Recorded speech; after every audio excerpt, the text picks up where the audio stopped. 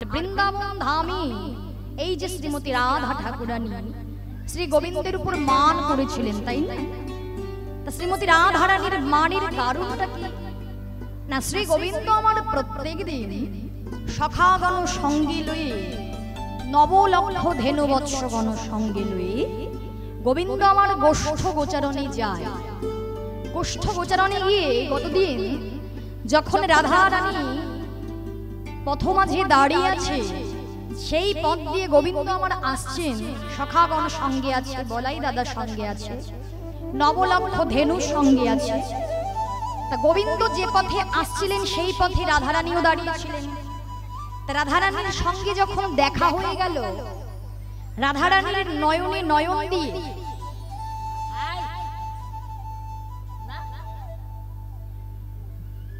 কথা বলতে তো পারছে না। গোবিন্দ আমার রাধারানীকে দর্শন করেও কথা বলতে পারছে না। কেন জানো?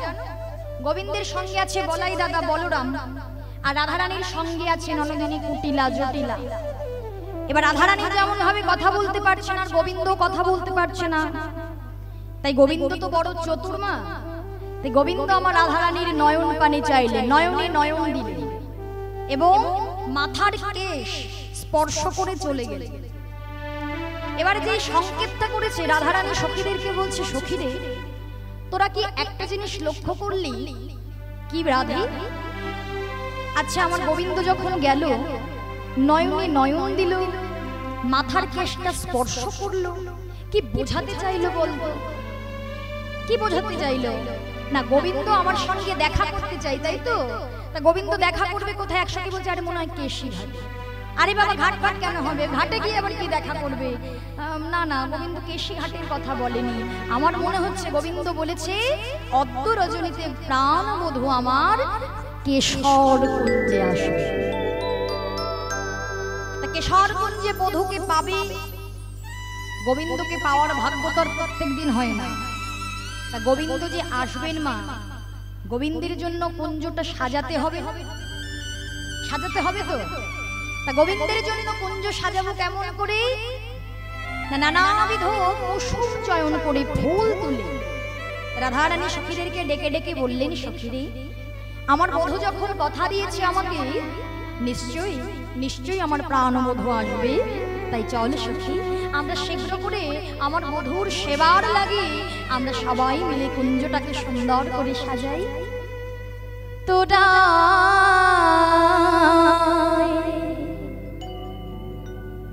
তোরা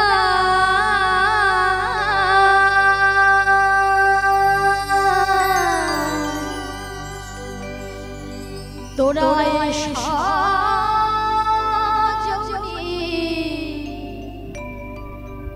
আমার বধূর তরে কুঞ্জ সাজাই।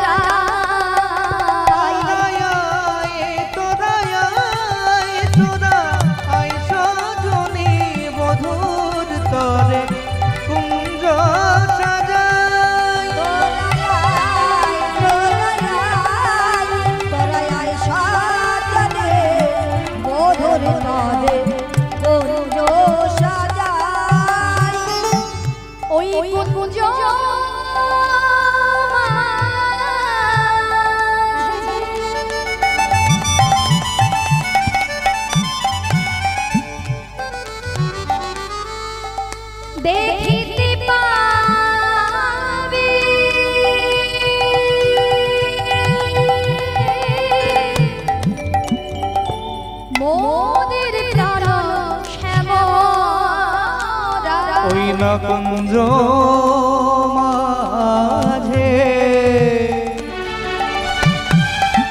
দেখতে পাবি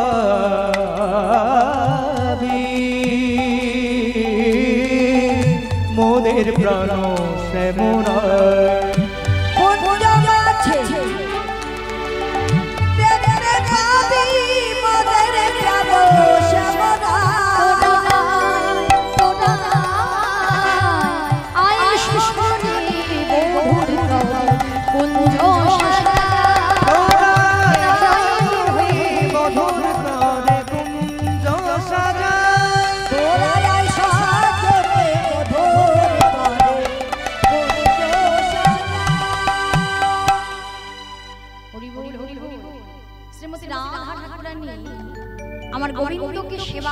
পূর্ণিমা সুন্দর করে আজকে নানাবিধ কুসুম চয়ন করেছে। হরি বল হরি হরি। কুসুম চয়ন করে সেই কুসুমের বৃন্তচ্যুত করে, অর্থাৎ এই যে ফুলের যে বৃন্ত থাকে না বোনা, ওই বৃন্তটা ফেলে দিয়েছে। কেন? যাতে আমার গোবিন্দের অঙ্গে কোনো ব্যথা না লাগে। এই তো অনুরাগ। ভগবানকে যদি আমারতে হয় বাবা, ভগবানকে যদি নিজের মনে করো তবেই দেখবে ভগবানের অঙ্গে আঘাত লাগা মানে নিজের অঙ্গে আঘাত লাগা, তাই না? আর এই অনুরাগ যতক্ষণ তোমার না আসবে, অনুরাগ যতক্ষণ পর্যন্ত তোমার না তৈরি হবে, ততক্ষণ বুঝবে তুমি ভগবানকে ভালোবাসতে পারবে। রাধারানীর অনুরাগ ছিল, যে যে ভক্তের অনুরাগ ছিল তারাই একমাত্র ভগবানকে পেয়েছে, কেননা তারা ভগবানকে আপন করতে পেরেছিল, তাই না? চিন্তা করে দেখো, এই রাধা গোবিন্দ এই যে সেবা, জাতি ধর্ম বর্ণ নির্বিশেষে এই যে গৌর হরিও দেখুন বাবা নাম বিতরণ করে গিয়েছিলেন, সেই নামের দ্বারা প্রভাবিত হয়ে হিন্দু হোক মুসলমান হোক সব ধর্মের মানুষ এগিয়ে গিয়েছিল, তাই না? আর আজকে এই যে কুঞ্জ সাজাও, কুঞ্জ যে সাজাচ্ছে রাধারানী, এই কুঞ্জ সাজানো নিয়ে এক মুসলমান কবি একটা সুন্দর গান নির্মাণ করে গিয়েছিল, তাই না? তাই চলো আমরা সুন্দর করে সেই গানটাকে আমরা অনুভব করব। আমার মনে চায় প্রাণে চায়,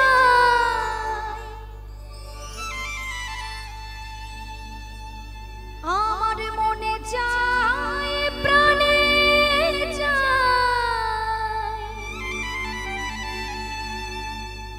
এই দিলে চায় যারে তোমরা কুঞ্জ সাজাও গো,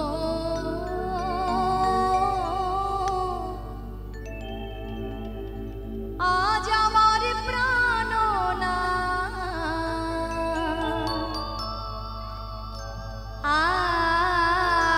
আসিতে পারে। সবাই মিলে একবারে তাই গৌর হরি হরি বল।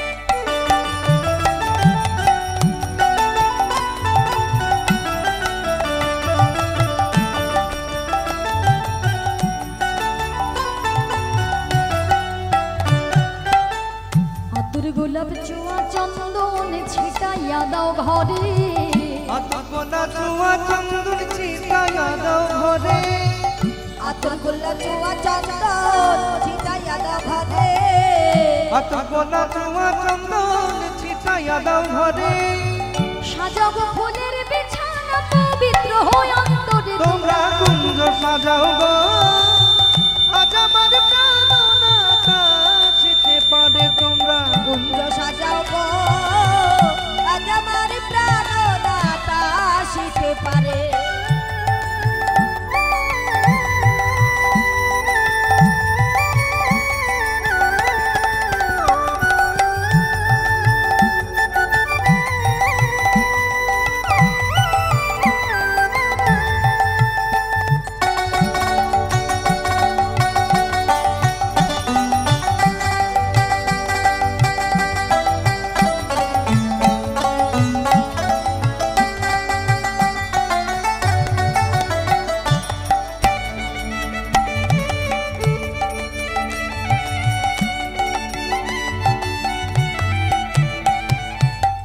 বসন্ত সময় কোকিল ডাকে কুহু স্বরে, বসন্ত সময়ে কোকিল ডাকে কুহু স্বরে, বসন্ত সময় কোকিল ডাকে কুহু স্বরে, বসন্ত সময়ে কোকিল ডাকে কুহু স্বরে, যৌবন বসন্ত এমন থাকা যায় না ঘরে, তোমরা কুঞ্জ সাজাও গো, হরি হরি প্রাণনাথ আসিতে পারে, তোমরা কুঞ্জ সাজাও গো, আজ আমার আসিলে আসিতে পারে ভরসা অন্তরে, আসিতে পারে ভরসা অন্তরে, আসিলে আসিতে পারে ভরসা অন্তরে, আসিলে আসিতে পারে ভরসা অন্তরে, করিমে কই পাইলে কি আর ছাইরা দিতাম তারে, করিমে কই পাইলে কি আর ছাইরা দিতাম তারে, করিমে কই পাইলে কি আর ছাইরা দিতাম তারে, তোমরা কুঞ্জ সাজাও গো হৃদয় মোর হরি হরি, আমার প্রাণনাথ আসিতে পারে, তোমরা কুঞ্জ সাজাও গো আজ আমার প্রাণনাথ আসিতে পারে, আজ আমার প্রাণনাথ আসিতে পারে, আজ আমার প্রাণনাথ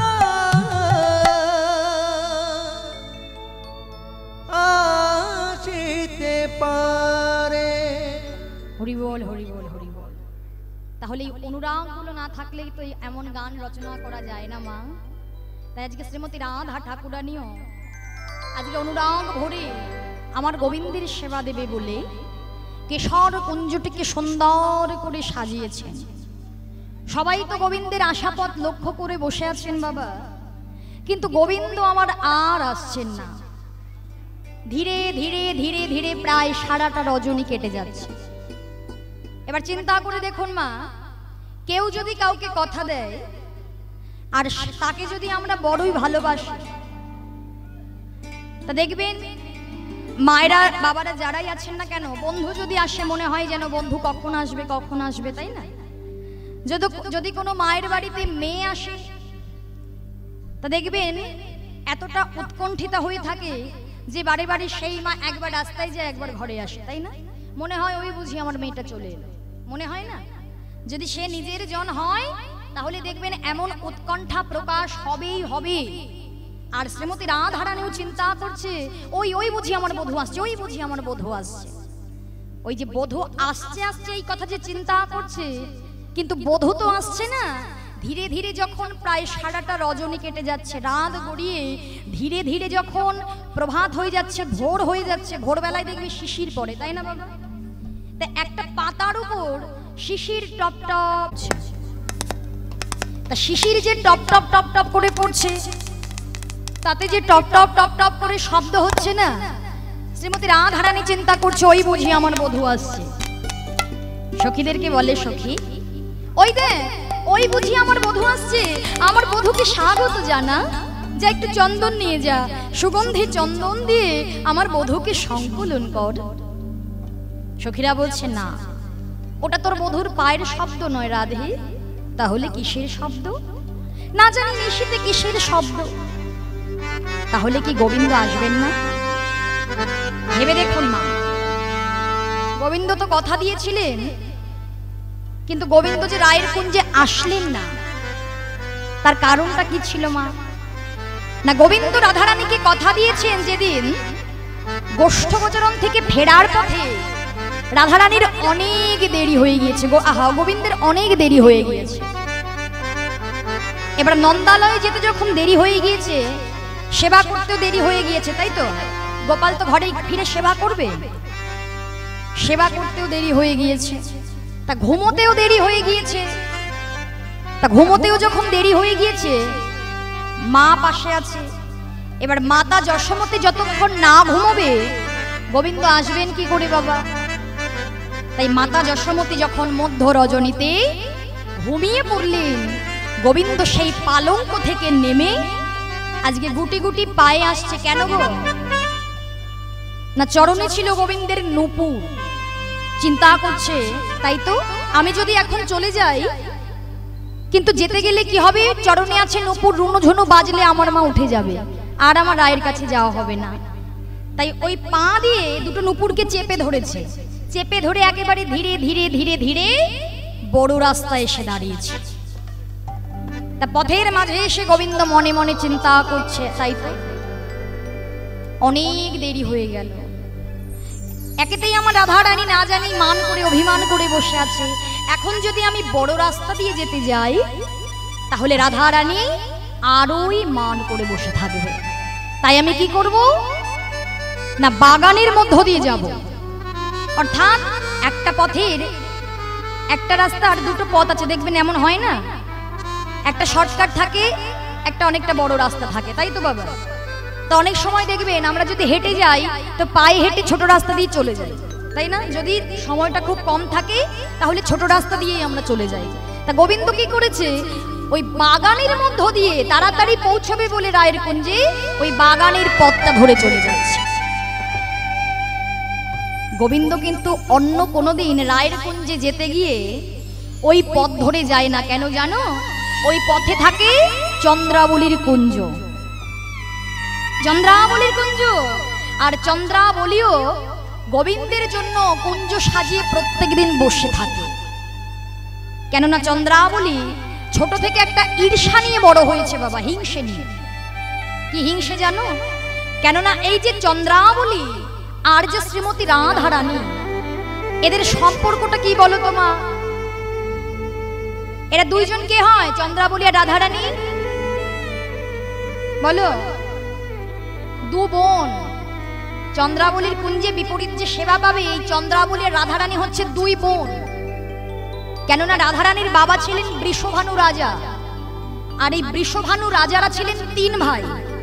বৃষভানু রাজা, চন্দ্রভানু আর সুভানু। বৃষভানু রাজার ছিল দুটি কন্যার একটি পুত্র। তা একটি হলেন রাধারানী, আরেকটি হলেন ছোট মেয়ে হচ্ছে অনঙ্গ মঞ্জুরি অর্থাৎ রাধারানীর সখী, আরেকটি হচ্ছে শ্রীদাম অর্থাৎ গোবিন্দের সখা। এই তিনজন হলো বৃষভানু রাজার সন্তান। এবার হচ্ছে চন্দ্রভানু। চন্দ্রভানুর হচ্ছে একটি মেয়ে, সে হচ্ছে চন্দ্রাবলী। আর সুভানুর হচ্ছে একটি ছেলে, সে হচ্ছে সুবল। সুবল মানে হচ্ছে গোবিন্দের মরম সখা সুবল, ওই সখা সুবল। তাহলে সুবলের সঙ্গে রাধারানীর সম্পর্ক হচ্ছে জেঠতুতো খুড়তুতো ভাই বোন। আর চন্দ্রাবলীর সঙ্গেও সেই একই সম্পর্ক, দুই বোন। কিন্তু দুই বোন হলে কি হবে? চন্দ্রাবলী ছোট থেকে হিংসে নিয়ে বড় হয়েছে কি না, রাধারানীর বাবা হচ্ছে রাজা আর আমার বাবাও হলো রাজা। রাধারানীও সুন্দরী আর আমিও হলাম সুন্দরী, আমি তো কম কিছু নই। তাহলে গোবিন্দ কেন বারে বারে ওই রাধার কুঞ্জে যাবে? কেন বারে বারে আমার দিকে ফিরেও তাকাবে না? কেন? চন্দ্রাবলী তো গোবিন্দকে ভালোবাসে। তাহলে রাধারানীর কুঞ্জে কেন যাবে, আমার দিকে কেন ফিরে তাকাবে না? এই যে একটা ক্ষোভ, এই যে একটা ঈর্ষা, এটা থেকেই বড় বড় ধীরে ধীরে বড় হয়েছে এটা নিয়ে। আর প্রত্যেক দিন গোবিন্দের জন্য কুঞ্জ সাজিয়ে অপেক্ষা করে, কিন্তু গোবিন্দ আসেন। আর চিন্তা করে যেদিন এই পথটি আসবে বধূ, সেদিন একেবারে বধূকে আমি হাতে ধরে পায়ে ধরে আমার কুঞ্জে নিয়ে আসবো। আর আজকে হলো সেই দিন। গোবিন্দ আমার ওই রাধারানীর কুঞ্জে তাড়াতাড়ি যেতে গিয়ে ওই বাগানের পথ ধরে চলেছে যেখানে আছে চন্দ্রাবলীর কুঞ্জ। আর চন্দ্রাবলীর কুঞ্জের সামনে দিয়ে গোবিন্দের চরণে নূপুর বাজিয়ে বাজিয়ে যাচ্ছে। আর চন্দ্রাবলী তার সখী পদ্মাকে ডেকে ডেকে বলছে, পদ্মা, আরে ও পদ্মা, কে যায়, কে যায়,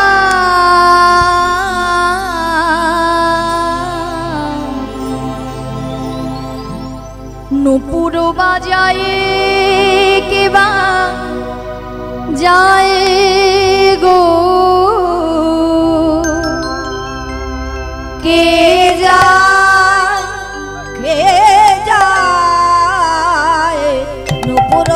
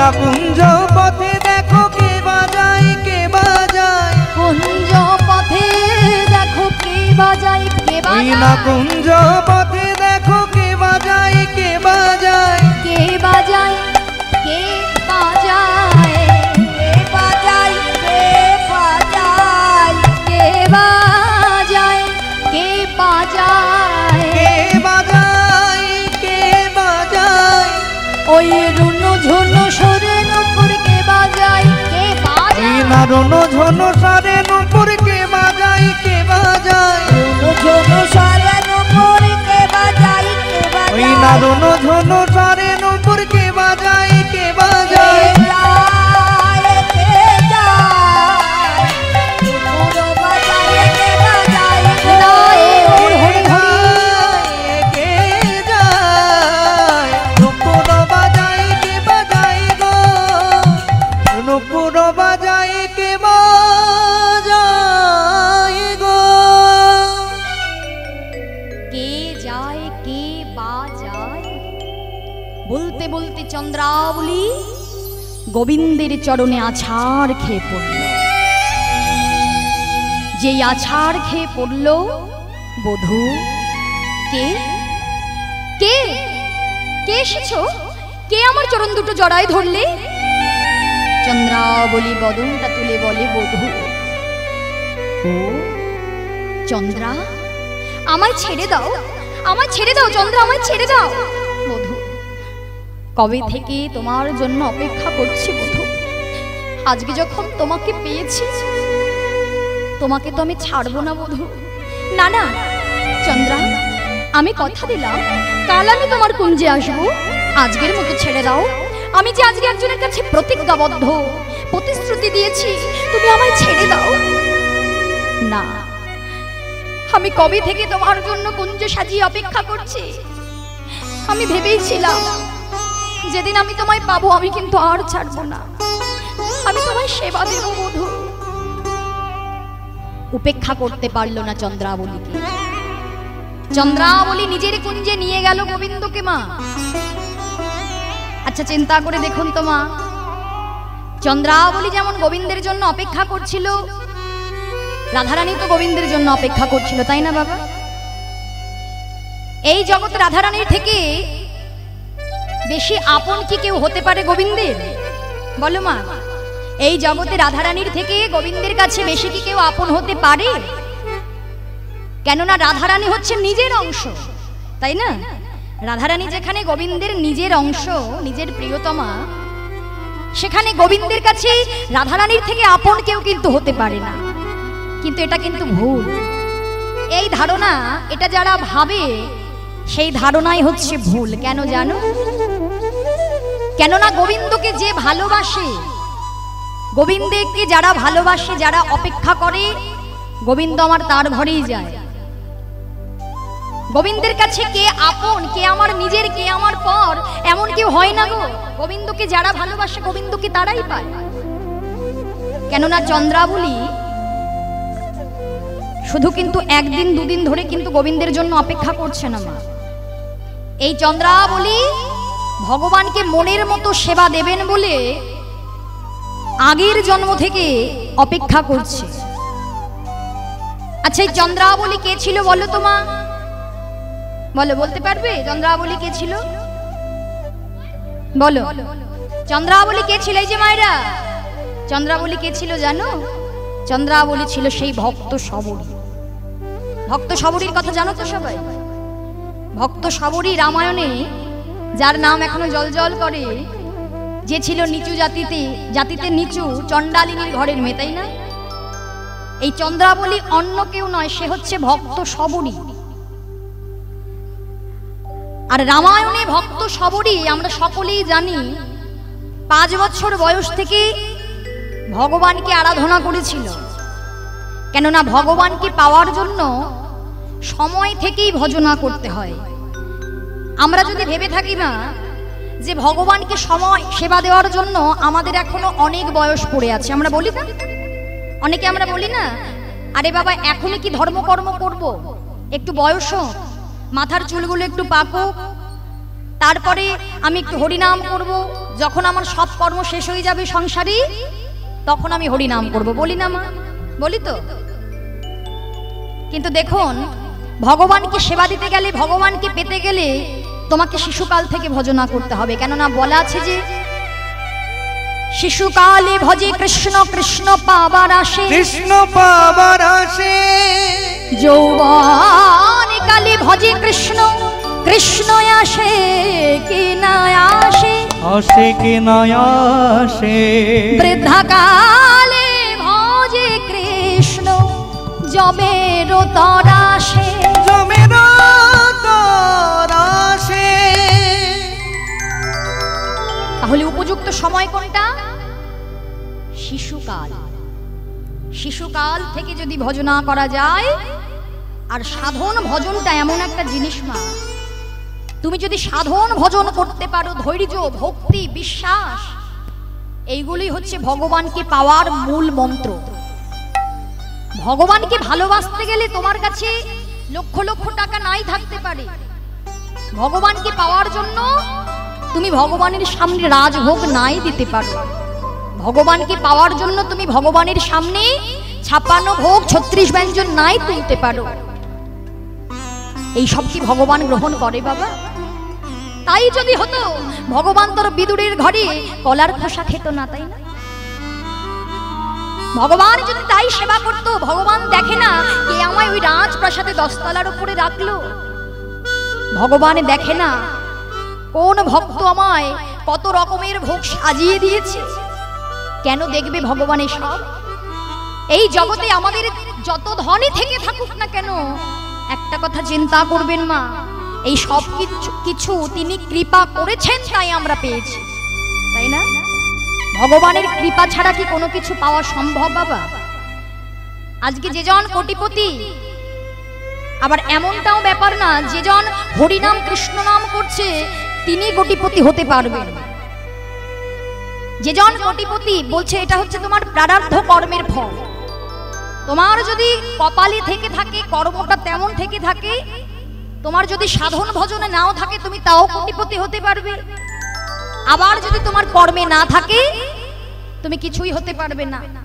এটা হচ্ছে প্রারব্ধ কর্মের ফল। তাই ভগবান দেখে ভক্তি। ভক্ত আমায় কতটুকু ভক্তি দিয়ে ডাকে, ভক্ত আমায় কতটা ভালোবাসে, ভক্ত আমাকে পাওয়ার জন্য কতটা দিন আমার জন্য অপেক্ষা করতে পারে।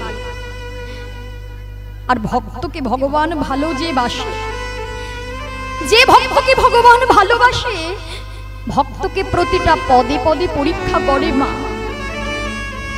ভক্ত যদি সৎ হয়, ভক্তকে জনম জনম কাঁদতে হয় ভগবানকে পাওয়ার জন্য।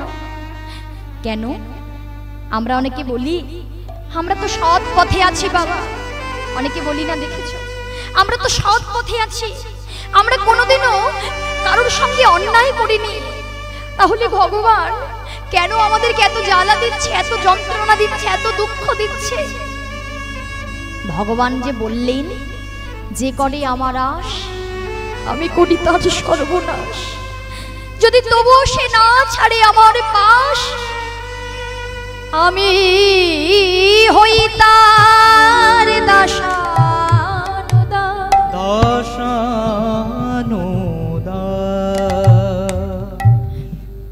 ভগবান দেখে ভক্ত আমায় কতটা ভক্তিযুক্ত চিত্তে ডাকতে পারে।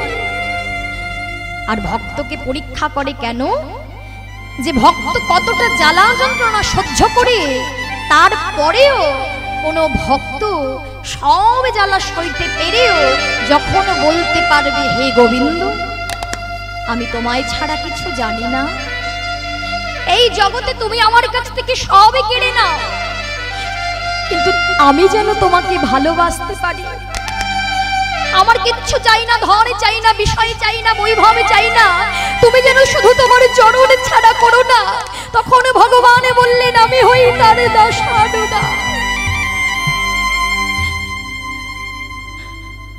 সবাইকে কি পরীক্ষা করে মা?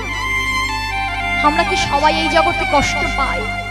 পাই না, কারণ আমরা ভগবানকে তো ভালোবাসতে পারি না। আমরা ভালোবাসতে পারি 10 টাকার বাতাসা দিয়ে আমাদের ভগবানের কাছে চাওয়া হয়, ঠাকুর আমার ওই একতলা বাড়িটা যেন দোতলা হয়ে যায় গো।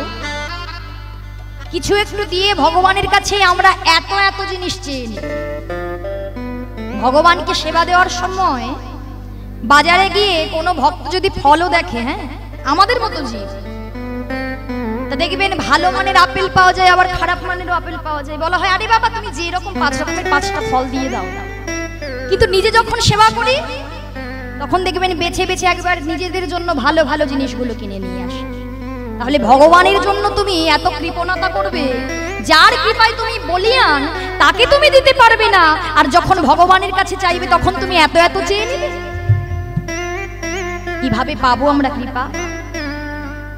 ভগবান যদি আমাদের জন্য আমাদের সঙ্গে যদি কিছু একটু করে, ভগবানকে আমরা কত রকমের অভিযোগ দিই।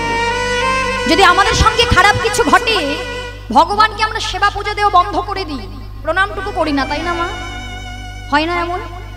কিন্তু দেখুন, আপনারা যত যত ভক্তের কথা শুনবেন, যত যত ভক্তের কথা শুনেছেন, স্বরগোস্বামীর কথা শুনেছেন, লালাবাবুর কথা শুনেছেন, তাই না? যত যত ভক্তের কথা শুনবেন, তারা কিন্তু কেউ ধন ঐশ্বর্যের মধ্য থেকে ভগবানকে কেউ পায়নি। তারা জমিদার পুত্র হয়েও ধন ঐশ্বর্য পরিত্যাগ করে যখন এক কাপড়ে চলে যেতে পেরেছে বৃন্দাবনে, বৃন্দাবনে সাধন ভজন করেছে, তখন ভগবান কৃষ্ণের কৃপা তারা পেয়েছে। এর জন্য ভগবানকে পেতে গেলে সব পরিত্যাগ করো। যেমন ভক্ত সবরী 5 বছর বয়সে মাতা পিতাকে হারিয়েও ভগবানকে বলেছিল, প্রভু এই জীবনে আমার আর কিছুই রইল না, আমার মা চলে গেল, আমার বাবা চলে গেল, আমি না পেলাম কখনো মায়ের ভালোবাসা, না পেলাম পিতৃস্নেহ, আমি কিভাবে থাকবো প্রভু? তবে আমি তোমায় বলি, আমাকে যদি দিতেই হয়, তুমি এই বর আমাকে দাও, আমি যেন তোমায় জনম জনম ডাকতে পারি, আমি যেন একদিন তোমার কৃপা পেতে পারি, আমি তোমার জন্য বাঁচবো প্রভু। সারাদিন বদনে রাম রাম রাম রাম রাম, বদন থেকে রাম নাম যায় না মা। দিনহীন কাঙাল, ছোট্ট কুড়ে ঘর, কোনোদিন অন্ন জোটে, কোনোদিন জোটে না। কোনো একবেলা সেবা করে, কোনো একবেলা সেবা করতে পারে না, কিন্তু বদনে রাম নামটা কখনো হারিয়ে যায় না। জীবনে কোনোদিন সংসার করলো না শুধু রামের জন্য। তাহলে এত ভালোবাসা, এত অনুরাগ, ধৈর্য কাকে বলে চিন্তা করুন। 5 বছর বয়স থেকে ডাকছে, দেখা পেল কখন গো? একেবারে যখন বৃদ্ধ বয়স, যাবার সময় হয়ে গিয়েছে, হাতে একটা লাঠি নিয়ে খুঁড়িয়ে খুঁড়িয়ে হাঁটে, হাতে লাঠি নিয়ে খুঁড়িয়ে খুঁড়িয়ে হাঁটে, পথের ধারে ফুল বিছিয়ে রেখে দেয়। কেন? বিশ্বাস, কোনো না কোনো একদিন রাম এই পথেই আসবে। আহা, কোনো না কোনো একদিন রাম এই পথে আসবে, আমার ভাঙা কুঠিরে আসবে, আমি তাকে সেবা দেব। দেখা পেলেন কখন? ওই বৃদ্ধ বয়সে রামচন্দ্র সীতাকে হারিয়ে পঞ্চবটী বনের মধ্যে যখন প্রবেশ করলেন, দেখে ভক্ত সবরী বসে আছে। আর ভক্ত সবরী যে 5 বছর বয়স থেকে ভগবানের কৃপা পাবে বলে যাকে ডেকে চলেছে, সে যদি তার আরাধ্য ভগবানকে দেখতে পায়, তার মনে কতটা আনন্দ হয় বলো তো মা? কত আনন্দ! আহা, আমার প্রভু আসছে, আমার প্রভু আসছে, যাকে আমি এতটা বছর ধরে, যাকে আমি ডেকে চলেছি। কিন্তু হ্যাঁ গো, আমি কোথায় বসতে দেব? আমার প্রভুকে আমি কোথায় বসতে দেব? মনে মনে বলি, প্রভু এই জগতে তোমাকে সবাই কত রাজ সিংহাসনে বসায়, ভক্তরা তোমাকে বসানোর জন্য রাজ সিংহাসন তৈরি করে দেয়, কিন্তু আমার কাছে যে কোনো বসার মতো সিংহাসন নেই প্রভু। কোথায় বসাবো? ওই মাটির বারান্দায় নিজের আঁচলটা দিয়ে ধুলাটা ঝেড়ে ওই রামচন্দ্রকে ওই মাটির বারান্দায় বসিয়েছে। আর চিন্তা করো মা, ভগবানের এত আনন্দ, আহা এত শান্তি, চিন্তা করছে হ্যাঁ গো, অযোধ্যার রাজা আমি, কত সিংহাসনে ভক্তরা আমাকে বসায়, এত আনন্দ হয়নি কোনোদিনও। এই ভক্ত শবরীর মাটির বারান্দায় বসে আমার যে আনন্দ হচ্ছে। শবরী চিন্তা করছে, আমার প্রভু যে এলো, আমি তাকে কি কিছু সেবা দেব না? কি সেবা দেব? আমার ঘরে যে কিছুই নেই। তবু ওই বৃদ্ধ বয়সে চিন্তা করুন মা, ওই লাঠিটা নিয়ে চলে গিয়েছে পঞ্চবটী বনে। কোনো বৃক্ষে কোনো ফল নেই, একটা কুল গাছে কতগুলো কুল আছে। ওই কুলটা নিজের আঁচলে পেড়ে এনে এক পা দুপা করে এগিয়ে যাচ্ছে ভগবানের কাছে। আর মনে মনে ভাবছে, আচ্ছা আমি ভগবানকে আজকে কুল সেবা দেব। জানো প্রভু, এতদিন ধরে সবাই তোমাকে রাজভোগ সেবা দিয়েছে, আজকে হতভাগিনীর মতো, অভাগিনীর মতো কেউ বুঝি তোমায় কুল সেবা দেয়নি প্রভু। আচ্ছা, যে মুখে রাজভোগ সেবা করে তার বদলে আমি কুলটা কেমন ভাবে তুলে দেব? কিভাবে সেবা করবে প্রভু? আবার মনের কত অনুরাগ চিন্তা করো মা, বলে প্রভু যেমন দিয়েছ তেমনই তো পাবে। আমাদের তো ভগবানকে কিছু দেওয়ার নেই মা, সে যেমন দেয় আমরা তাকে তেমনই দিতে পারি। তুমি আমায় যেমন দিয়েছো আমি তোমাকে তেমনই সেবা দেব। এই বলে এক পা দুপা করে এগিয়ে ভগবানের বদনে যখন তুলতে যাবে, মনে মনে চিন্তা করছে, তাই তো এই কুলটা আমাকে খেয়ে দেখতে হবে না, যে কুলটা মিষ্ট আছে কি টক আছে। হরি বল হরি বল। কেননা যে ফলটা টক আমি তো সেটা ভগবানের বদনে তুলে দিতে পারবো না। তাহলে যে ফলটা মিষ্ট আমি তো বুঝতে পারছি না কোন কুলটা মিষ্ট, তাই একটা একটা করে নিজের বদনে তুলছে। যে কুলটা টক সেটা ফেলে দেয়, আর যে কুলটা মিষ্ট সেটা রামের বদনে তুলে দিচ্ছে। প্রভু সেবা করো, সেবা করো প্রভু, সেবা করো। তোমাকে দেবার মতো আমার আর কিছু নেই প্রভু, একবার সেবা করো। রামচন্দ্র নয়ন জলে বুক ভাসিয়ে কাঁদছে গো। লক্ষণ এসে বলছে, দাদা ছি ছি ছি ছি ছি ছি ছি, অযোধ্যা রাজা তুমি, অযোধ্যা রাজা হয়ে তুমি নিচু জাতি চণ্ডালিনীর মুখের এটো কুল খাচ্ছ। ফেলে দাও দাদা, ফেলে দাও, এই লোকে দেখলে কি বলবে? তুমি ফেলে দাও, আমি তোমায় ভালো কুল এনে দেব। রামচন্দ্র বললেন, ভাইরে তুই শুধু ওর বাইরের ভাবটা দেখলি, ও যে চণ্ডালিনী, ও যে নিচু জাতি, তুই এটা দেখলি, ওই অন্তরের ভাবটা দেখলি না। তুই কি জানিস না ভাই, ভক্তিতে ডাকিলে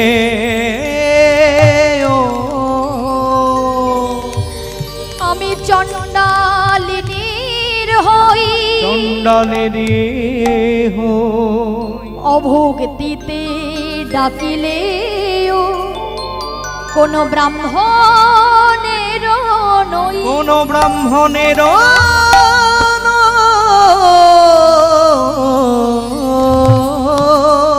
শুচি হয়ে মুচি হয় যদি কৃষ্ণ ত্যাজে, যদি কৃষ্ণ ত্যাজে, মুচি হয়ে শুচি হয় যদি কৃষ্ণ ভজে, যদি কৃষ্ণ ভজে। আমি দেখি না ভাই, কে ব্রাহ্মণ কে চণ্ডাল, কে উঁচু কে নিচু, কে ধনী কে গরিব। আমি শুধু দেখি ভক্তের অনুরাগ। যে ভক্ত ভালোবেসে আমায় কিছু দিতে পারে, ভক্ত যদি নয়নে জলে আমায় কিছু সেবা দেয়, আমি যে তাকে ফেরাতে পারি না ভাইরে। যুগের পর যুগ যুগ ধরে তার কাছে আমি বাধা পড়ে যাই। আজকে রামচন্দ্র সেবা করছে, আর শবরী বলে, প্রভু আমার তো দেওয়ার মতো কিছু নেই, তুমি কৃপা করে সেবা করো প্রভু, একবার কৃপা করে সেবা করো। আচ্ছা দয়াময়, তুমি যে বলো তুমি সবার মনোবাসনা পূর্ণ করো। কিন্তু আমি যেভাবে তোমাকে সেবা দেব ভেবেছিলাম, আমি তো তোমাকে সেবা দিতে পারলাম না প্রভু। কেন? আমার বয়স হয়ে গিয়েছে, আমি বৃদ্ধ, সর্বদেহ আমার থরথর করে কাঁপে। আচ্ছা বলুন তো মা, বৃদ্ধ বয়সে সাধন ভজন হবে কি করে গো? এখন যদি সাবরী চিন্তা করি আমি ভগবানের গলায় একটি মালা গেঁথে পরাবো, পারবে? পারবে মা? কেন পারবে না? তার অত বয়স, 82 বছর বয়স, দেখবেন তখন অঙ্গটা থরথর করে কাঁপে, তাই না? যখন বৃদ্ধ হবে সবাই দেখবেন হাতগুলো থরথর করে কাঁপবে। তখন যদি আপনি ভাবেন আমি কটা ফুল তুলে মালা গেঁথে আমি ভগবানের গলায় পরিয়ে দেব, হবে? হবে না। বৃদ্ধ বয়সে দেখবেন চোখে ভালো দেখতে পাবেন না।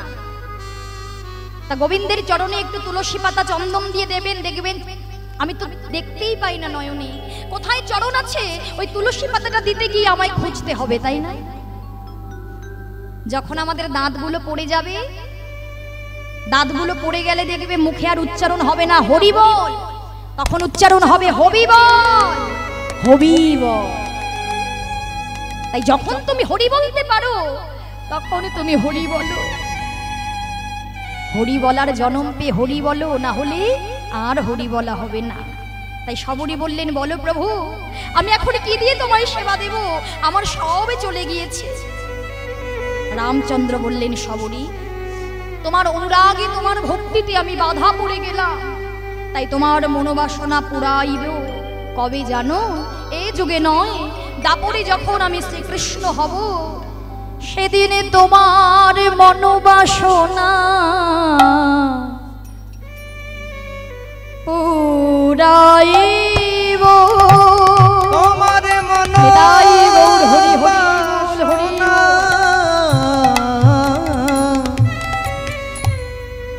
আমি পুরাইব।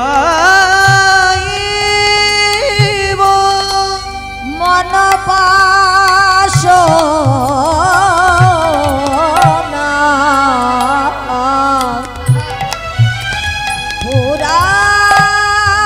পুরাইব। ওই দাপরে যেদিন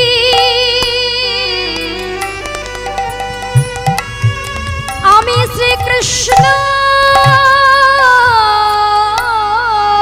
হব, তোমার মনোবাসনা পুরাইব। আমি দাপরে যেদিন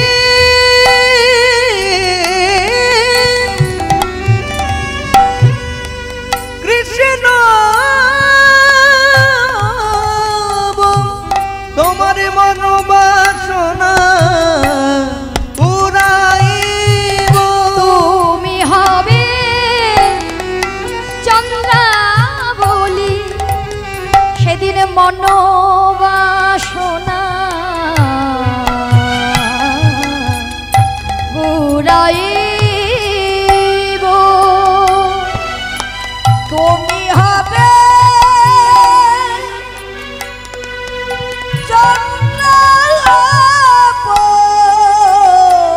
চন্দ্রাবলী, মনোবাসনা পুরাইব। ভক্তের নয়নে জলে আমি বাধা পড়ে, যে জন হা কৃষ্ণ কৃষ্ণ বলে ডাকিতে পারে। নয়ন জলে বাঁধা কৃষ্ণ বলে ডাকতে হা পারি, কৃষ্ণ বলে ডাকিতে পারি। কৃষ্ণ বলে ডাকতে শুধু পারি, এই জন্মে নয়, জন্মে জন্মে হরি কৃষ্ণ হরি বলে ডাকতে পারি, কৃষ্ণ বলে ডাকতে পারি। তোমার মনোবাসনা পুরাইব।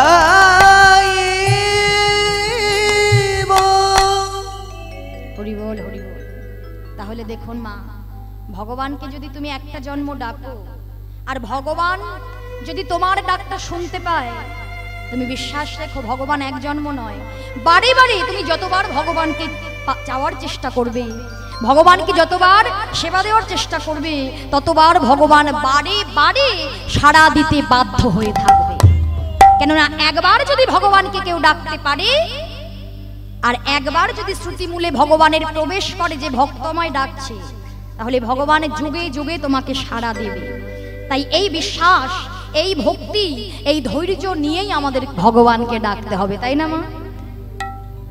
তাহলে ভগবানের নাম শুনতে গেলে অধৈর্য ধরলে হবে না, তাই না?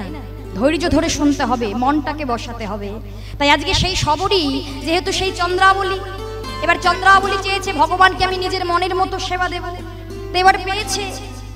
তা বধূকে বলছে, বধূ আজকে আমি তোমায় এমন সেবা দেব যে তোমাকে এই জগতে এমন সেবা কেউ দেয়নি। আহা, তাই আজকে চন্দ্রাবলী মনের মতো করে পরাণ বধূকে সেবা দিলেন।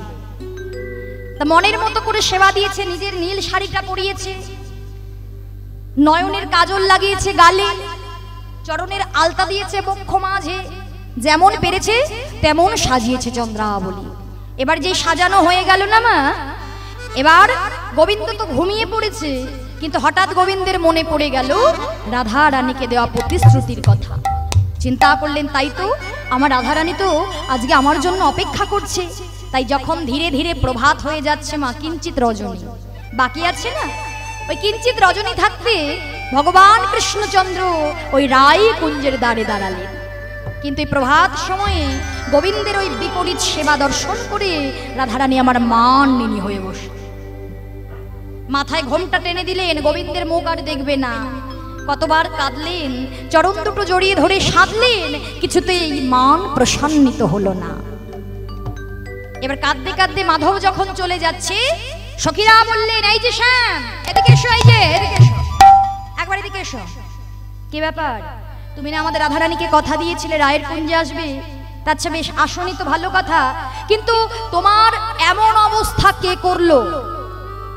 তা গোবিন্দ তো কিছুই বুঝতে পারছে না, গোবিন্দ তো জানে না কিছু, কেননা দর্পণে নিজের মুখটা একেবারে দেখেনি, নিজের দিকে লক্ষ্য করেনি চন্দ্রাবলী আমাকে কি সেবা দিয়েছে, কেননা ঘুমিয়েছিল তো গোবিন্দ। বলছে আমার এমন অবস্থা মানে কি অবস্থা, আমার কি হয়েছে? কেন দেখো না, তুমি বুঝতে পারছো না তোমার কি হয়েছে? তাহলে শোনো, তোমার নীল উৎপল শ্রীমুখমণ্ডল, নীল উৎপল শ্রীমুখমণ্ডল, নীল উৎপল শ্রীমুখমণ্ডল, নীল উৎপল শ্রীমুখমণ্ডল, ঝামর কাহা ভেলো, ঝামর কাহা ভেদ, ঝামর কাহা ভেলো, মদনা জড়ে তনু কাতলে, মদনা জরে তনু তাতলি, মদনা জড়ে তনু কাতলে, মদনা জরে তনু তাতলি, জাগরে নিশি গেল, তোমার জাগরে নিশি গেল, জাগরে নিশি গেল। হরি বল, হরি বল। আজকে সখীরা গোবিন্দকে বলছে তোমার নীল উৎপল শ্রীমুখমণ্ডল, অর্থাৎ গোবিন্দের বদনটা কেমন মা? গোবিন্দের বদনটা কেমন? নীল উৎপল মানে নীল পদ্মের মতো, তাই না? নীল পদ্মের মতো। তাহলে সেই গোবিন্দের অত সুন্দর বদন ঝামর হয়েছে, ঝামর মানে শুকিয়ে গিয়েছে। তা এমনি এমনি কারণে কি গোবিন্দের বদন শুকিয়ে যেতে পারে? কারোর বদন এমনি এমনি শুকিয়ে যায়? তাহলে তার পেছনে কারণ থাকে। এই যে বলো, আমার না জ্বর হয়েছিল, জ্বর হয়েছে, হ্যাঁ ওই জ্বরে গোবিন্দ বলছে মদনা জরে তনু কাতলে, অর্থাৎ আমার মদন জ্বর হয়েছিল। এবার দেখবেন মা, যখন কারোর জ্বর হয় সারা রাত যদি কেউ না ঘুমায়, তাহলে দেখবেন তার মুখটা শুকিয়ে যায়, যায় না? কি গো মায়েরা, শুকিয়ে যায় তো? বলো, তোমাদের কি জ্বর হয় না? হয়। তো যখন রাতে ঘুমোতে পারো না, পরের দিন সকালে দেখবে একেবারে চোখ মুখটা শুকিয়ে যায়, শুকিয়ে যায় না? তা গোবিন্দ বলছে আমার জ্বর হয়েছিল, তার জন্য বদন শুকিয়ে গিয়েছে। ও বাবা, তাই? তা ঠিক আছে, সেটা হতেই পারে, কিন্তু এতদিন ধরে জানতাম নীল বসন তহু পহিরলি, নীল বসন তুহু পহুরলি, নীল বসন তহু পহিরলি, নীল বসন তুহু পহুরলি, পীতাম্বর কাহা ছড়ি, পীতাম্বর কাহা ছড়ি, কাহা ছড়ি। তা বলছে এতদিন ধরে জানতাম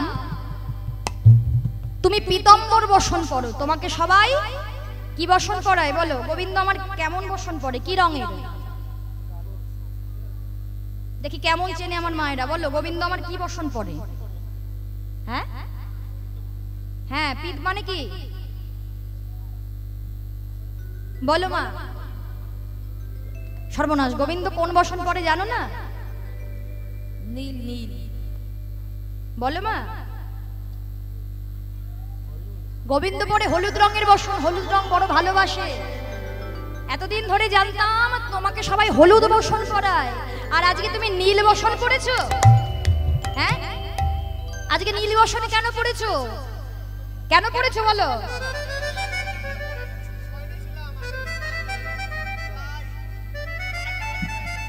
বুঝতে পারছো কি বলেছে মা গোবিন্দ? বলছে আমি গত নিশীতে আমি আমার দাদা বলাইয়ের সঙ্গে একসাথে শয়নে ছিলাম। তা যখন আমি উঠে আসতে গিয়েছি, দাদার সঙ্গে আমার বসনটা পাল্টাপাল্টি হয়ে গিয়েছে। হরি বল হরি বল। তেমনটা হয় নাকি গো? দাদার সঙ্গে বসন পাল্টাপাল্টি হয়? হ্যাঁ, ও দাদা, তার মানে তুমি বলতে চাইছো তুমি যে বসনটা পরে আছো সেটা হচ্ছে বলাই দাদার বসন, তাই তো? তার মানে আজ থেকে আমরা জানলাম, বলি বলাই দাদা শাড়ি পরে, বলাই দাদা শাড়ি পরে, বলাই দাদা শাড়ি পরে, বলাই দাদা শাড়ি পরে, আজ হতে জানা গেল বলাই দাদা শাড়ি পরে। আজ হতে জানা গেল বলাই দাদা শাড়ি পরে। কেন আমার দাদা শাড়ি পরবে কেন?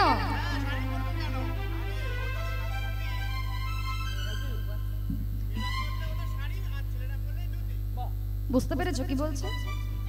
বলছে যে বলাই দাদা শাড়ি পরবে কেন, এটা তো আমি ধুতি পরে আছি। গোবিন্দ তো নিজের দিকে লক্ষ্য করেনি, দেখছে সর্বনাশ, চন্দ্রাবলী নিজের নীল শাড়িটাকে আমাকে পরিয়ে দিয়েছে। হ্যাঁ, এবার তো কিছু বলে তো উদ্ধার হতে হবে। বলছে দাদা শাড়ি পরবে কেন, আমার দাদা ধুতি পরে। আরে বাবা, যেটা মেয়েরা পরে, মেয়েরা পরলে শাড়ি আর ছেলেরা পরলে হয় ধুতি, তাই হয়? মেয়েদের শাড়িটা কি আবার ছেলেরা পরে? বলছে এখন ধুতিও যা শাড়িও তাই, একই হয় না। তুমি বড়ই চতুর। আচ্ছা ঠিক আছে, তাও মানা গেল। আচ্ছা তুমি তো রাজার ছেলে, তাই না?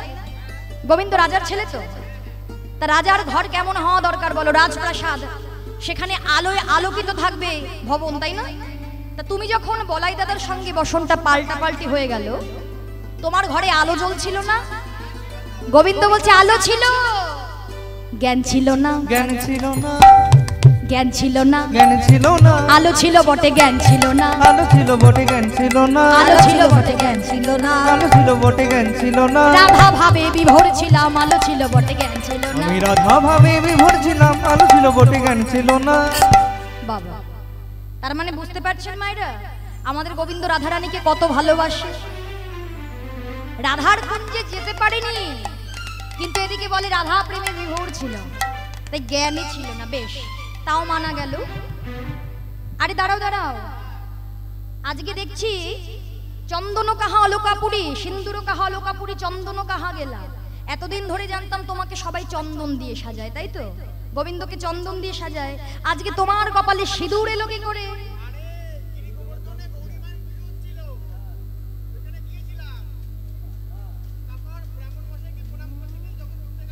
বলছে গিরি গোবর্ধনে গত নিশীতে দেখলাম আমার গৌরী মায়ের পূজা হচ্ছে। হ্যাঁ, তা গৌরী মায়ের পুজো হচ্ছে গিরি গোবর্ধনে। এবার আমি মাকে প্রণাম করার জন্য, দেখবেন অনেকে মাতৃভক্ত হয়, তাই না বাবা? সবাই কি কৃষ্ণ ভক্ত হয়? মাতৃভক্ত হয়, শিব ভক্ত হয়, দুর্গা ভক্ত হয়, গণেশ ভক্ত হয়, তাই না? তা আমি ভাবলাম মায়ের যখন পুজো হচ্ছে, এক কাজ করি, আমি মায়ের চরণে গিয়ে একটু প্রণাম করে আসি। যখন গেলাম প্রণাম করার জন্য, পুরোহিত মশাই আশীর্বাদ স্বরূপ আমার কপালে একটু সিঁদুর দিয়ে দিল। তা সেটা কি আমার দোষ? সেটা তো পুরোহিতের দোষ। তা আশীর্বাদ স্বরূপ একটু সিঁদুর দিয়েছে, সেটাও বলতে হবে? সখীরা মনে মনে ভাবছে, ধরা যখন পড়েছো, বুঝতে যখন পারছি, তোমাকে ধরেই ছাড়বো। হ্যাঁ ঠিক আছে, বেশ, সেটাও মেনে নিলাম। সর্বনাশ, তোমার ওই বক্ষে কি হয়েছে? নখনির্গত ক্ষত বক্ষসে, ক্ষত বক্ষসে, নির্গত ক্ষত বক্ষসে, নির্গত ক্ষত বক্ষসে, দেওয়াল কোন নারী, দেওয়াল কোন নারী, কণ্টকে তনু ক্ষত বিক্ষত, কণ্টকে তনু ক্ষত বিক্ষত, তাহে গড়াইতে পড়ি, গড়ি, তাহে গড়াইতে গড়ি। হরি বল হরি বল। বলছে তোমার বক্ষ মাঝে ওটা কি হয়েছে? দেখে মনে হচ্ছে তোমার ওই বক্ষ মাঝে কোন রমণী যেন নখে দিয়ে আঁচড়ে দিয়েছে।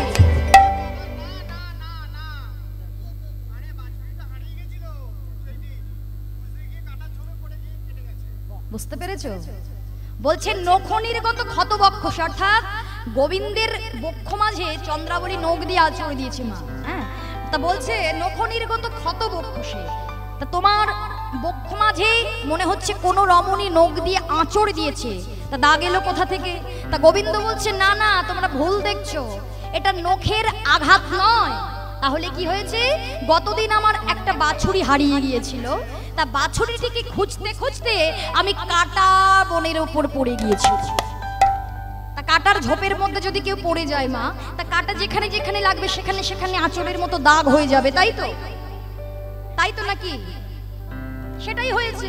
তা কোনো রমণী কেন নখে আঘাত করবে? ছি ছি ছি ছি ছি। আমি একা রয়েছি, আমার সখারা নেই, এর জন্য তোমরা যা খুশি আমার সঙ্গে তাই করবে? বেশ, আর একটা প্রশ্নের যদি উত্তর দিতে পারো তাহলে বুঝবো ঠিক আছে তুমি সব সত্য কথা বলছো। অঞ্জন কাহে গণ্ডস্থলে, অঞ্জন কাহে গণ্ডস্থলে, অঞ্জন কাহে গণ্ডস্থলে, অঞ্জন কাহে গণ্ডস্থলে, হৃদ খঞ্জন ধরে, হৃদখঞ্জন ধরে, উত্তর প্রতি উত্তর দিতে, উত্তরবতী উত্তর দিতে, পরাজয় শশী শেখরে, পরাজয় শশী শেখরে, পরাজয় শশী শেখরে। নাগর আমার হার মেনেছে, নাগর আমার হার মেনেছে, নাগর আমার হার মেনেছে, নাগর আমার হার মেনেছে, উত্তর প্রতি উত্তর দিতে নাগর আমার হার মেনেছে, উত্তর প্রতি উত্তর দিতে নাগর আমার হার মেনেছে। উত্তর প্রতি উত্তর সবাই বাদন ভরে হরি বলো, হরি উত্তরবতী উত্তর দিতে, হরি বলো, উত্তরবতী উত্তর দিতে নাগর আমার হার মেনেছে। হরি বল, হরি বল। বলছে আচ্ছা শ্যাম, তোমার নয়নের কাজল গালে এলো কি করে? বলো, নয়নের কাজল গালে এলো কি করে? আর মনে হচ্ছে অঞ্জন কাহে গণ্ডস্থলে, হৃদ খঞ্জন অধরে, অর্থাৎ মনে হচ্ছে তোমার বক্ষ মাঝে কোনো নারী যেন কেমন কামড়ের একটা কেমন কেমন কি বুঝছি আমরা, ভালো বুঝছি না তো। ছি ছি ছি ছি ছি ছি ছি। বলো এমন অবস্থা তোমার কে করলো? গালে কি করে কাজল এলো? যেই বলেছে গোবিন্দ আর উত্তর দিতে পারছে না। উত্তর দিতে যখন পারছে না, বলছে চলে যাও, চলে যাও সব চলে যাও, তুমি আর এখানে থেকো না, আমাদের রাধারানী তোমার মুখ দর্শন আর করবে না। গোবিন্দ কাঁদতে কাঁদতে চলে গেলেন। এবার গোবিন্দ যখন কাঁদতে কাঁদতে চলে গেলেন, হরি বল, হরি বল। কি হলো মা? হরি বল। এই যে কি হয়েছে?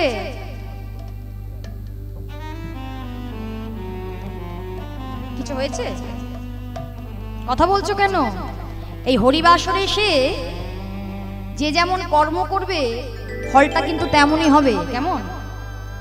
আজকে ভালো করে মন দিয়ে যদি শ্রবণ করতে পারো, লীলা কথাটা মন দিয়ে শ্রবণ করো, কেননা ওই নাম এক কানে ঢুকিয়ে আর এক কান দিয়ে বের হয়ে গেল, এটাতে কিন্তু কিচ্ছু হবে না। শাস্ত্র বলে যার যেমন ভাব তার তেমন লাভ, তাই না? যার যেমন ভাব, যে যেভাবে তুমি দেখবে তার তেমন লাভ হবে। বুঝতে পেরেছেন মা? একটা ছোট্ট দৃষ্টান্ত দিয়ে দেখুন, হরি নাম করতে হয়, মন দিয়ে শুনতে হয়, না হলে যার যেমন ভাব, যে যেমন অর্থ, যে যেমন অর্থ বার করবে সেটা বুঝেই সে চলবে, সেই পথেই এগোবে। এর জন্য বলছে তোমার লক্ষ্যটা স্থির করতে হবে। লক্ষ্য যদি স্থির না করতে পারো তাহলে কোনোদিন তুমি জয়ী হতে পারবে না, লক্ষ্য ভেদ করতে পারবে না অর্জুনের মতো। লক্ষ্য আগে স্থির করো যে তুমি কর্মটা কি করতে এসেছো, কোন কর্মটা করতে এসেছো, কর্ম করে আমার কি হবে, ফল আমার কি হবে, এটা চিন্তা ভাবনা করতে হবে মা। যার যেমন ভাব তার তেমন লাভ। একটা ছোট্ট দৃষ্টান্ত দিয়ে দেখুন না, একজন কোটিপতি লোক যে নাকি কখনো হরি কথা শোনে না, হরি নাম করে না, হরি নামে 10 টাকা চাঁদাও পর্যন্ত দেয় না। এই জগতে আছে না অনেকে মা? আছে তো? সব থেকে ভালো করে জানবেন বাবারা, অর্থাৎ যারা ভিক্ষা করে, সবার কাছ থেকে ভিক্ষা করে এনে হরিবাসনের আয়োজন করে, তারা সব থেকে ভালো করে জানবে যে কোটিপতির ঘরে গেলেই যে আমি 500 টাকা পাবো তা নয়, 100 টাকাও দেখবেন বেরোতে চায় না, 10 টাকাও বেরোতে চায় না। কত অজুহাত দেয় না বাবা? দেয়। তা এমন একজন কোটিপতি লোক যে নাকি জীবনেও 10 টাকা হরিনামে চাঁদা দেয়নি, হরিনাম করে না, হরিনাম শোনে না।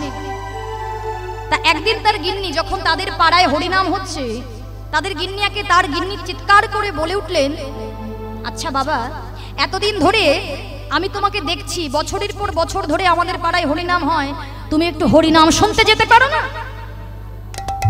জীবনে শুধু টাকা টাকাই করে গেলে, একটু হরিনাম শুনতে পারো না, একটু হরিনাম করতে পারো না? বয়সটা তোর কম হলো না?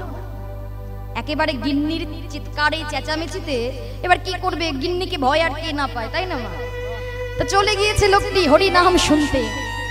তা হরিনাম শুনতে তো এসেছে, এবার দেখবেন মা, ভালো একটা জিনিস লক্ষ্য করে দেখবেন, যার অনেক অর্থ আছে সে যদি হরিনামে যায়, হ্যাঁ, তা দেখবেন সবাই একেবারে তাকে একেবারে আপ্যায়ন করে আদর করে নিয়ে আসে, তাই না? চিন্তা করছে বাবা সে এত কোটিপতি, সে এমন একজন লোক যে কোনোদিন হরিনাম শুনতে আসেনি, তা সে এসেছে হরিনাম শুনতে। সবাই ডাকছে, এই যে দাদা আসুন আসুন আসুন আসুন আসুন আসুন আসুন করে একেবারে করো ঝরে নিয়ে এসেছে। আবার এক ভক্ত কি করেছে, নিজের আসনটা ওই লোকটাকে পেতে দিয়ে বলছে, দাদা বসুন বসুন বসুন। তা বসেছে লোকটা। এবার কীর্তনিয়া এসেছে, কীর্তনিয়া আসার আগে একটা ছিল খুঁটি, এই যে যেমন দেখছেন না, এই যে প্যান্ডেল করা হয়েছে, এই যে বাঁশের খুঁটিগুলো আছে, তা বাঁশের খুঁটিতে কেউ হেলান দিও না, এই হেলান দিলেই ঘুম আসবে, কেমন? তা হেলান দিয়ে লোকটা বসে আছে এই বাঁশের খুঁটিটাতে। তা বসে কীর্তনিয়া আসার আগে একেবারে নাক ডেকে ঘুমোচ্ছে, নাক ডেকে একেবারে ঘুমের দেশে চলে গিয়েছে। তা কীর্তনিয়া এসেছে কখন, 3 ঘন্টা গান হয়ে গিয়েছে, কীর্তনিয়া চলে গিয়েছে, কিন্তু লোকটা ঘুমোচ্ছে। দুজন বসে আছে, সেই লোকটা আর যার আসন সে, দুজন বসে আছে। এবার লোকটা ঘুম ভেঙে দেখছে কীর্তনিয়া নেই, কোনো লোকও নেই, শুধু যার আসন সে বসে আছে। যেই ঘুমটা ভেঙেছে না, যার আসন সে বলছে, দাদা হয়ে গিয়েছে, যান যান। তা লোকটা কি করেছে, তার আসনটা দিয়ে সে বাড়ি চলে এসেছে। এবার গিন্নি বলছে, হ্যাঁ গো বলছি যে কেমন কীর্তন শুনলে, কেমন কীর্তন হলো? কীর্তনিয়া আজকে কি পালা গাইলো গো? হ্যাঁ ওমা, যখন বাড়িতে যাবে বাবারা বলবে না কি পালা গাইলো, কেমন হলো, বলবে তো? বলতে পারবে তো? বলতে পারবে তো? বলো, বলবে কিন্তু কি পালা হচ্ছে? সর্বনাশ, মান ভজন, রাধার মান ভঞ্জন, কেমন ভালো করে মনে রেখে যাবে কিন্তু। তা যেই বলেছে, বলো না কীর্তনিয়া কি পালা গাইলো গো?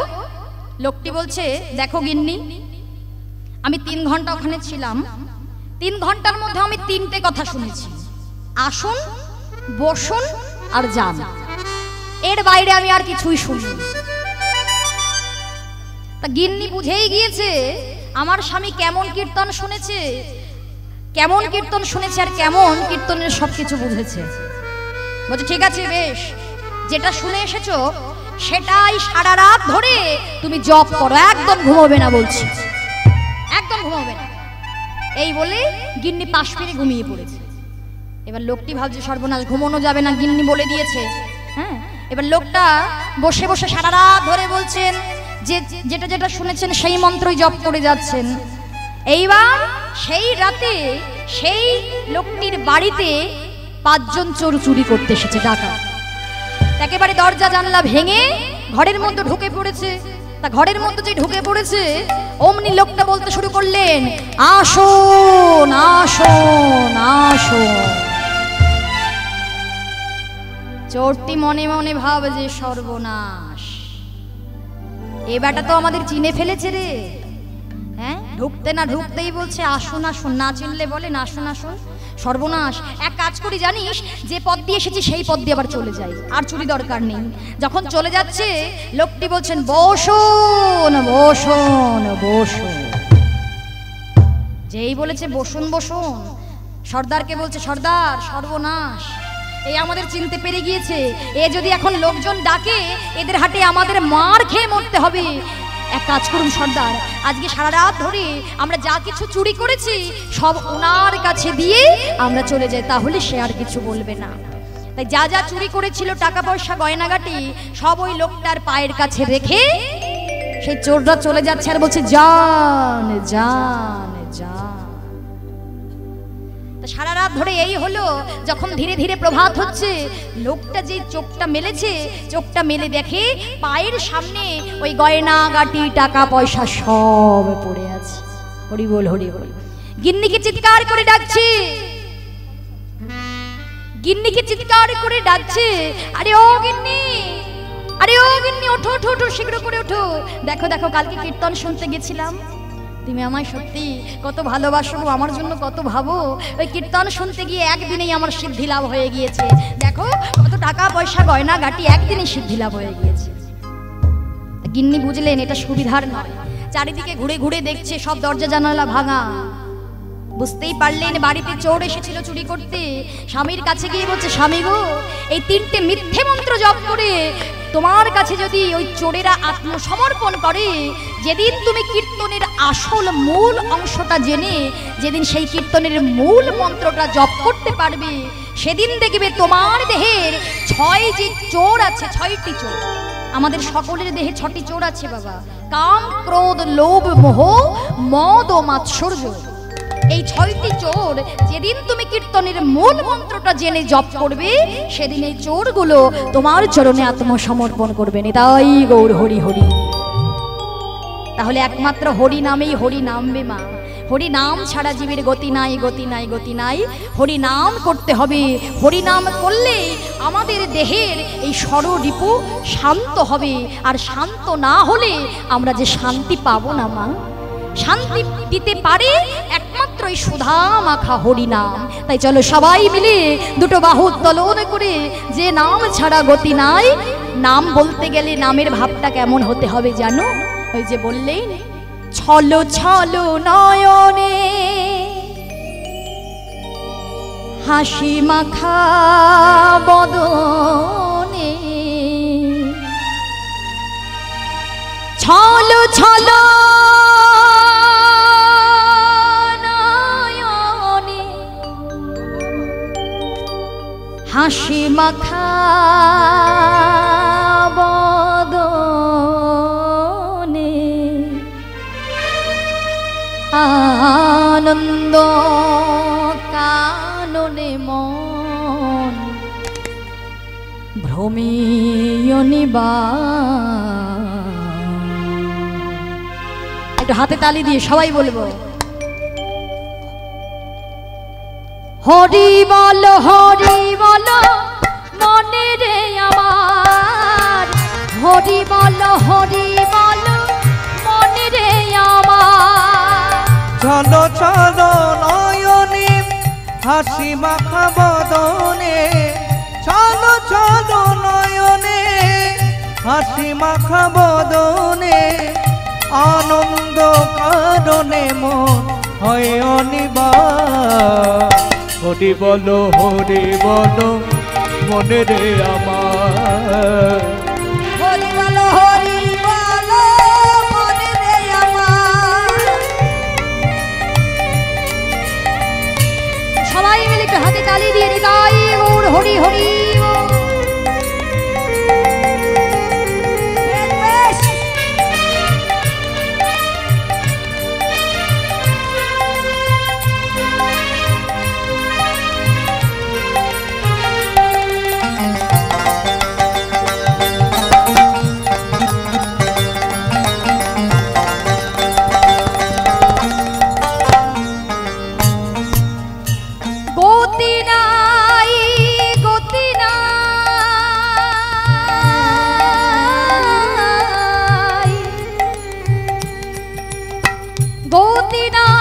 গতি নাই এই হরি নাম ছাড়া, বদন ভরিয়া গাও হয়ে আত্মহার।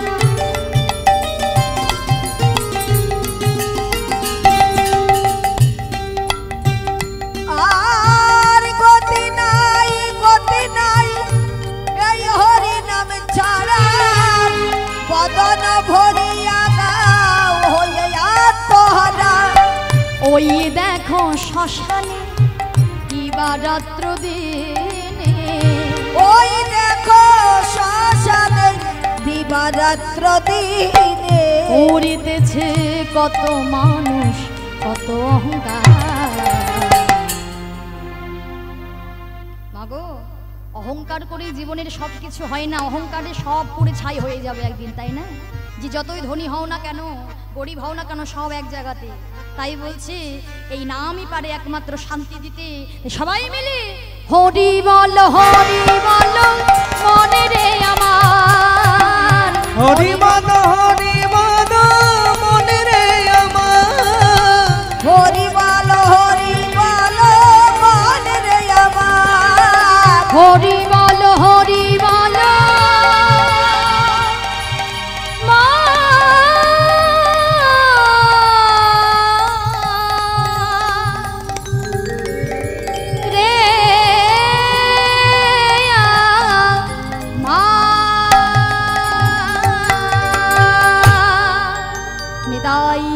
হরি হরি বল হরি।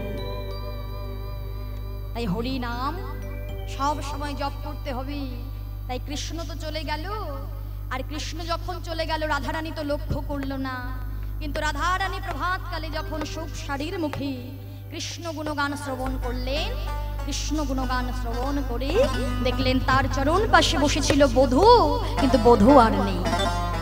অমনি রাধারানী চিৎকার করে সখীদেরকে ডেকে বলল, সখী রে আমার বধূ কোথায়, সখী আমার বধূ কোথায়?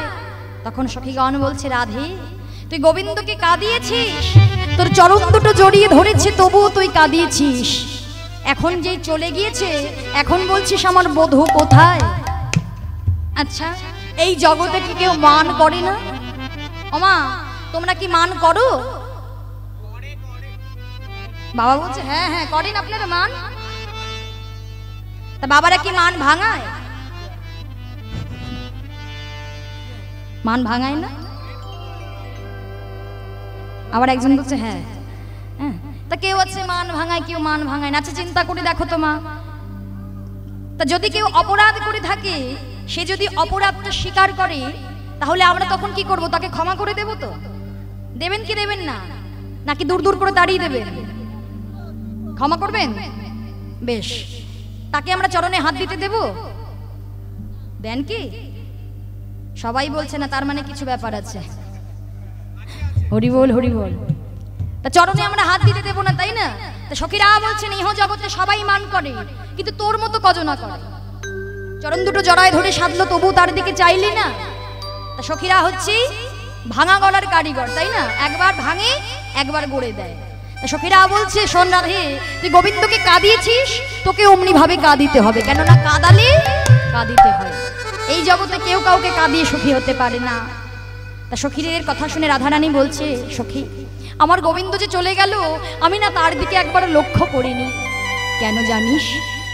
যতক্ষণ গোবিন্দ আমার চরণ পাশে বসেছিল ততক্ষণ আমার হৃদয়ে গোবিন্দ ছিল। আহা, তা ভগবান যদি হৃদয় মন্দিরে থাকেন, তখন কি তাকে চরণ পাশে পেলেও আমি কি দেখতে পাবো? দেখতে পাবো না। কিন্তু আমার বধূ যখন চলে গেল, আমার সব কিছু নিয়ে চলে গেল। কি নিয়ে গেল জানিস? ওরে ধৈরাজ লাজ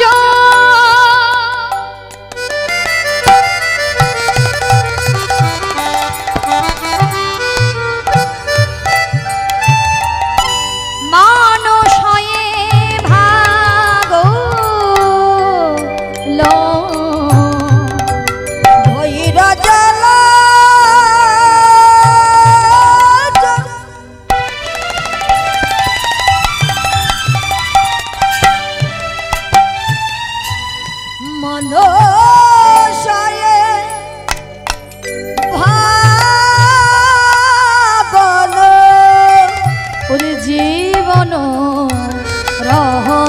সন্দেহা আর জীবন জীবন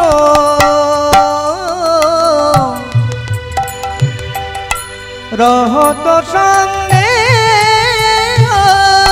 গোবিন্দ দাস কহই সতী ভামিনী আবার কানক ওই ছনলে হার কানক ওই ছনলে আর কানুক ওই ছনলেহা কানুক ওই ছনলেহা। সখীরে আমি তো তখন বুঝতে পারিনি, এখন যখন বুঝতে পারলাম তোরা কি আমায় শ্যামের সঙ্গে মিলিয়ে দিবি না? সখীরা বলছেন রাধে তোকে মিলিয়ে দিতে হবে, তাই তো? আচ্ছা বেশ, তা মিলিয়ে দিলে আমরা কি পাবো? এই জগতে কিছু পেতে গেলে কিছু দিতে হয়, তাই না মা? কিছু পেতে গেলে কিছু দিতে হবে না? এমনি এমনি কি কারোর জন্য কিছু করা যায়? স্বার্থময় দুনিয়া, তাই না? কেউ যদি আমাদের কিছু দেয় তবেই আমরা তাকে কিছু দেব। তাহলে আমরা যদি তোকে গোবিন্দর সঙ্গে মিলিয়ে দিই তাহলে তুই আমাদের কি দিবি? তা বলছে কি নিবি তোরা বল? তা বেশ, আমার গলার এই গজমতি দেব, নিবি তো? বলছে শোন, গজমতি নেব না, কি নেব? কৃষ্ণ ভক্তিমতি নেব। কৃষ্ণ ভক্তিমতি আমরা ভালোবাসি, হরি বল। কেননা ভক্ত কখনো গজমতি হার বিষয় বৈভব চায় না, তাই না বাবা? তারা কৃষ্ণ ভক্তিমতি ভালোবাসে। তা তুই আমাদের আশীর্বাদ কর যেন গোবিন্দকে এনে তোর সঙ্গে মিলিয়ে দিতে পারি। তা রাধারানী বলছে ঠিক আছে বেশ, যাচ্ছিস যা, তবে আমার বধূর সঙ্গে কিন্তু আগে কথা বলবি না। বেশ, এই বলে বৃন্দা সখী চলে গেলেন কোথায়? বৃন্দা সখী চলে গেলেন গিরি কিনারে, গিয়ে ডাকলেন গিরিধারী একবার দেখা দাও, একবার দেখা দাও। গিরি কিনারে পেলেন না, গোষ্ঠক্ষেত্রে পেলেন না, বংশী বটে পেলেন না। যমুনা কুলে গোবিন্দ আমার পড়ে আছে।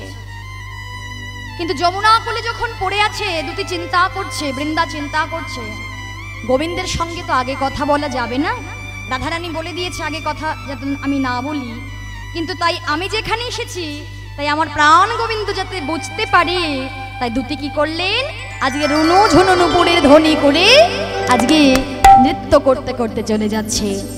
ঠমকে ঠমকে চলি যায় ওকে আরে দুটি, ঠমকে ঠমকে চলে যায় ওকে আরে দুটি, ঠমকে চলে যায়।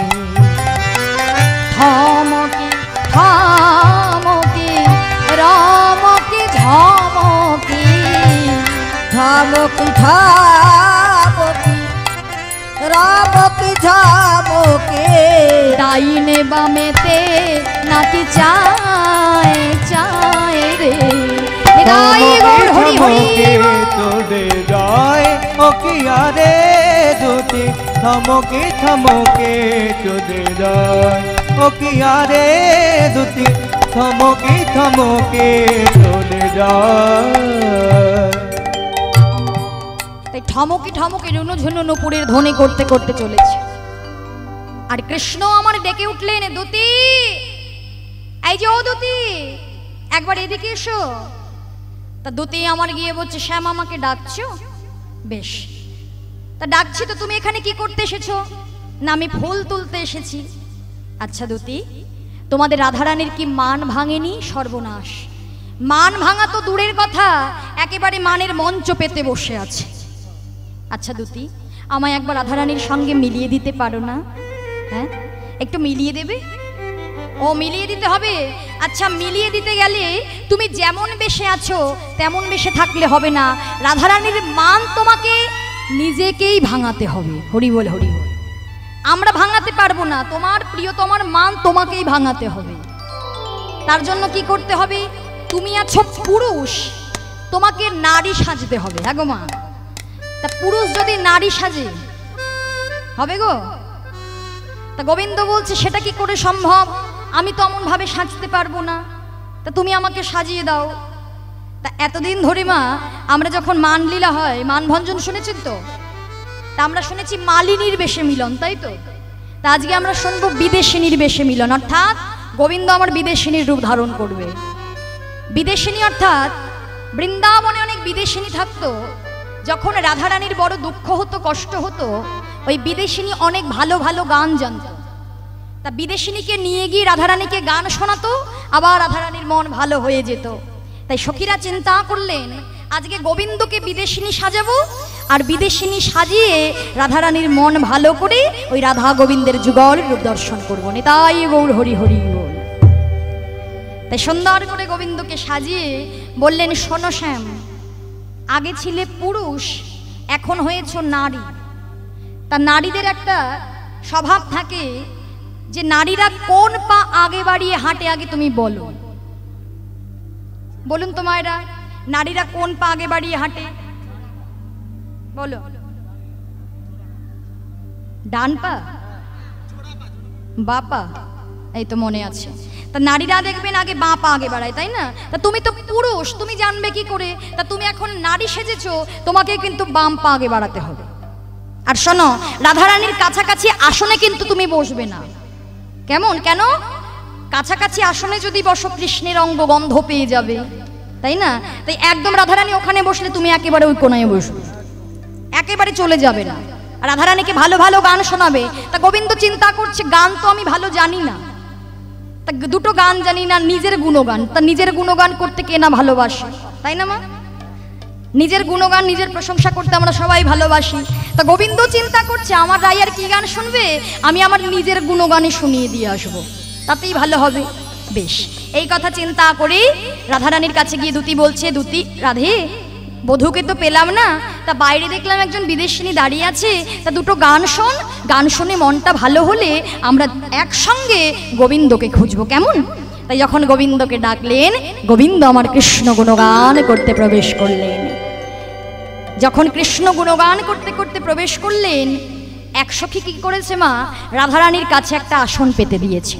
গোবিন্দ বলছে, আরে বাবা, আসনটা সরিয়ে দাও, সরিয়ে দাও, অন্যের পাশে আমি বসি না, আমার গুরুদেবের নিষেধ আছে। কেন? গোবিন্দ ভাবছে, আমি যদি রায়ের পাশে গিয়ে বসি না, এক্ষুনি রাধারানী আমার অঙ্গগন্ধ পেয়ে যাবে।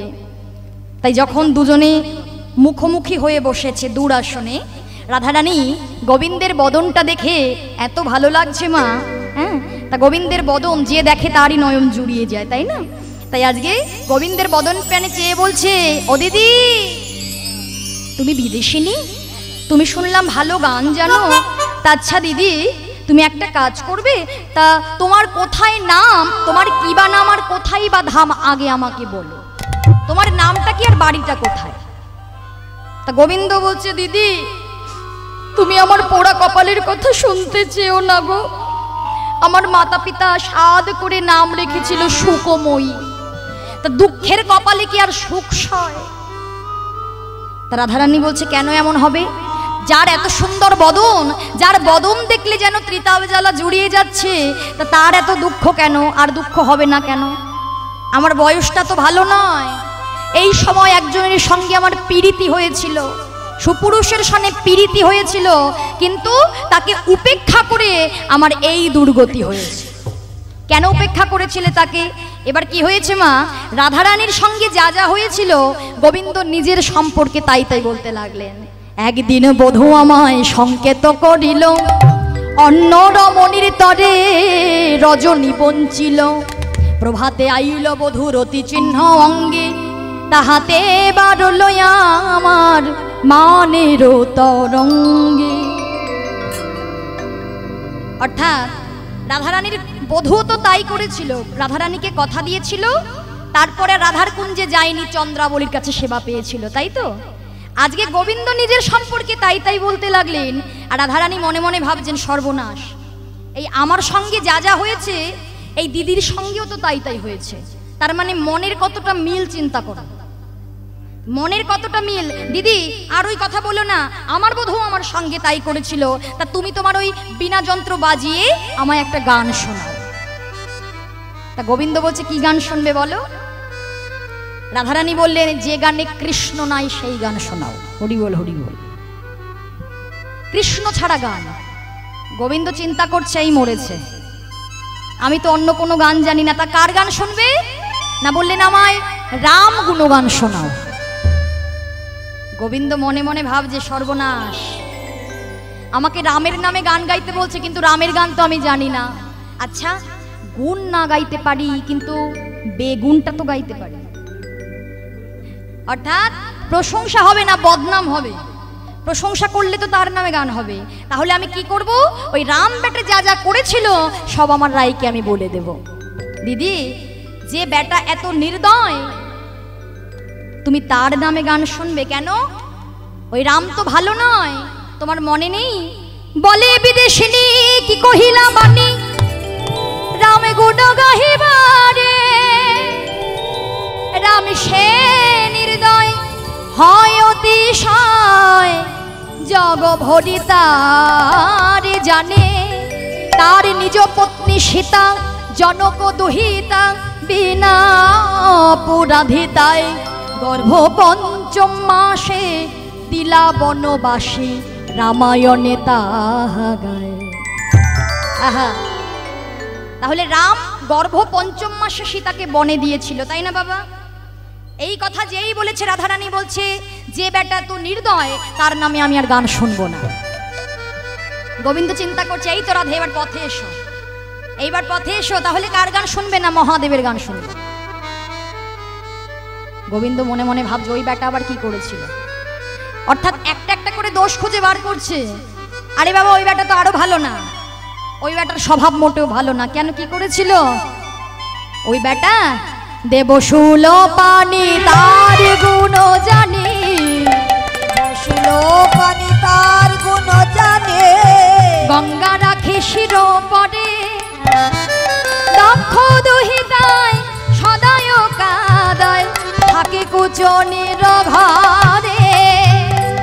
দক্ষ দুহিতায় সদায় কাদায় থাকে কুচনির ঘরে। ওই বেটা সারাদিন ভাং খেয়ে ধুতুরা খেয়ে কুচুনি পাড়ায় পড়ে থাকে।